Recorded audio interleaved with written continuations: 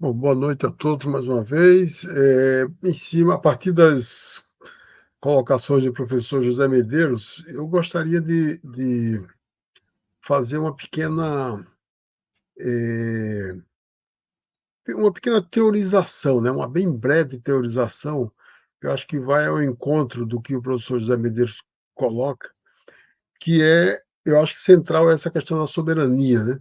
E aí, para entender o conceito de soberania, acho importante a gente entender primeiro uma outra questão, que é a discussão sobre o capitalismo, né, o que é o capitalismo, e o seu aspecto imperialista, né. Eu acho que esse debate teórico é chave, é fundamental, e aí nos coloca uma questão que é o seguinte: primeiro, o que é o capitalismo? Qual é a definição que a gente pode ter do sistema capitalista? E esse debate eu acho que é um debate que vai se colocar com bastante conexão com o debate sobre a soberania, certo? Então, ver que o capitalismo é um sistema diferente dos anteriores, que tem no seu centro a produção do valor, certo? E não dos bens e serviços necessários pela humanidade, certo? Então, essa é uma primeira questão. E a produção e a acumulação de valor. Então, esse aspecto é central que a gente entenda. No entanto, o capitalismo ele é contraditório, ele é um sistema contraditório. Ele aparece de um jeito, mas a essência dele é diferente, certo? E essa realidade que nos aparece, ela precisa ser desconstruída. Nós precisamos encontrar a essência dessa realidade, né? O Marx falava uma frase que eu acho que é bastante atual para a gente entender esse processo, que é o seguinte: se a realidade ela fosse transparente, não seria necessária a ciência seria desnecessária. Então, por que existe a ciência? Para a gente poder entender a realidade. E aí, por quê? Porque o que nos aparece não é real, certo? É apenas a aparência de uma essência, e é contraditório, inclusive, a essência e a aparência. E nós precisamos desvendar isso, certo? O estudo, a ciência, a pesquisa, quem quiser entender o capitalismo, a sociedade, quem quiser entender o que o Albérico perguntou agora há pouco, nós precisamos ir ao encontro, quer dizer, tentar buscar a essência dos fenômenos, né? E não ficar somente na aparência, que ela é muito enganadora, né? E o capitalismo é enganador. Segundo o capitalismo, o trabalhador, quanto mais ele trabalha, ele pode ficar rico. Não, mas quem fica rico é o dono do capital, não é o dono do trabalho, é quem produz o valor, certo? Que é o trabalho. O Marx usa a dialética, né? Ele usou a dialética e o historicismo para entender esse processo e conseguir entender a contradição do capitalismo. A contradição do ponto de vista da produção, uma contradição vertical, né, que é a contradição entre o capital e o trabalho, mas tem também a contradição horizontal, que é a concorrência, certo? Que é a disputa entre os capitalistas. Isso em busca de quê? De valorizar mais o seu capital, ou seja, de extrair mais valor. Isso coloca, certo, além da disputa entre o capital e o trabalho, coloca também a questão da disputa, certo, entre os países. E aí nós pulamos, eu estou falando isso da forma muito sintética, certo, bastante sintética, mas somente para aproximar um pouco do debate teórico, para a gente fundamentar o entendimento sobre o que a gente está vivendo, nos coloca o seguinte: existe também a disputa entre os países. Se convencionou, nas últimas décadas, falar em globalização e uma série de outros mitos que, na verdade, esconde essa questão central, que é a disputa entre os países.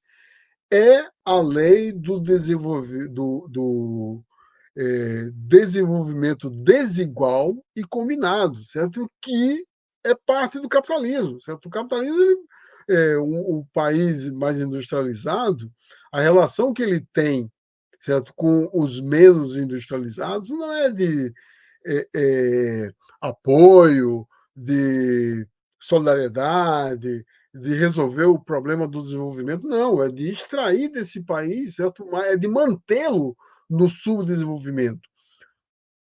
Isso colocando de uma forma muito rápida, né? O que ocorreu durante o século XX, e aí eu acho que 2023 ele tem uma questão chave para a gente entender isso, que é o seguinte: no século XX, rompeu-se, certo, com mais veemência essa luta contra o imperialismo, certo, a consolidação do imperialismo, mas rompeu-se a partir da Revolução Russa de 1917, ou seja, a Revolução Russa coloca com mais veemência a luta contra, certo, o desenvolvimento desigual, certo? A busca dos países que resistem a se manter, a serem mantidas de forma subdesenvolvida. Então, a Revolução Russa, claro, já havia o Japão, a Alemanha já resistiam a esse desenvolvimento desigual, mas por outras formas. A Revolução Russa traz isso para um outro momento. A Revolução Chinesa, certo, de 49, e a luta anticolonialista, certo, que ocorre, que ganha força depois do final, do desfecho da crise dos 30 anos do capitalismo, que vai da primeira até o final da Segunda Guerra Mundial, coloca isso como chave. O mundo ficou dividido entre um bloco de países que lutavam contra a submissão ao imperialismo e o bloco de países submetido ao imperialismo, o bloco de países imperialistas. Então, isso, isso não deixou de existir em nenhum momento. Se acabou o bloco soviético e tal, mas nunca deixou, certo? E eu acho que aí não houve globalização por isso, nem houve unipolaridade. Aí isso é uma questão polêmica, certo? A maioria das pessoas concorda. Eu acho que, inclusive, durante os anos 90, aparentemente houve uma unipolaridade, certo? Os Estados Unidos poderiam bombardear qualquer país sem discutir, bombardear o Iraque, destruir a Iugoslávia, quer dizer, tinha uma situação colocada, mas do ponto de vista econômico, certo? O mundo não era de fato unipolar, porque existiam outras economias, a economia chinesa, a economia da Coreia, como o professor José Medeiros citou, Cuba, o que ocorre agora, e eu acho que depois da crise de 2008, é que isso virou, certo? Os remendos que esse capitalismo vem fazendo desde da sua crise lá no início do século XX, o último remendo foi a política neoliberal e ela não deu certo. O capitalismo é um zumbi que não reage mais a qualquer estímulo, não reage. Depois da Segunda Guerra Mundial, ele até sobreviveu ali com aparência bonita, porque usou políticas socialistas, planificação, intervenção do Estado, certo? O Polanyi, certo? O Keynes, eles falavam abertamente. O Hobsbawm, ele fala em A Era dos Extremos, né, que depois da Segunda Guerra Mundial, o clima contra o capitalismo era tão forte que, inclusive, não se usava a palavra capitalismo, por vergonha, porque era um termo queimado. Então, é, é, isso mudou agora, certo? Mudou, tal, mas o que mudou agora? Mudou o seguinte, ficou evidente, e eu acho que alguns acontecimentos de 2023 confirmaram esse processo, essa erosão, certo, do bloco imperialista. Ficou evidente, primeiro, que eles não têm mais hegemonia política, eles não têm mais hegemonia econômica, e o mais importante para mim, eles não têm mais hegemonia militar.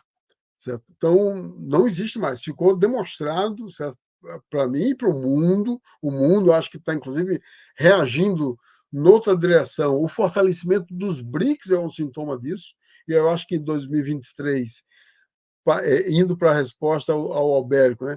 2023, a incorporação de mais países ao bloco dos BRICS, o BRICS 10, né, que a gente pode chamar de BRICS 10. Esse nome não está claro ainda, era 11, agora é 10, mas como chamar, eu costumo chamar de BRICS 10, é o que no meu entendimento, é o que? É esse bloco de países do mundo que hoje ganhou força, ganhou fôlego, é o maior PIB do mundo, é onde está concentrada a produção mundial, é o mundo produtivo, é onde tem força militar, tem recursos minerais. Esse bloco do mundo, é a maioria da população, ele está lutando contra o, o, a condenação ao subdesenvolvimento.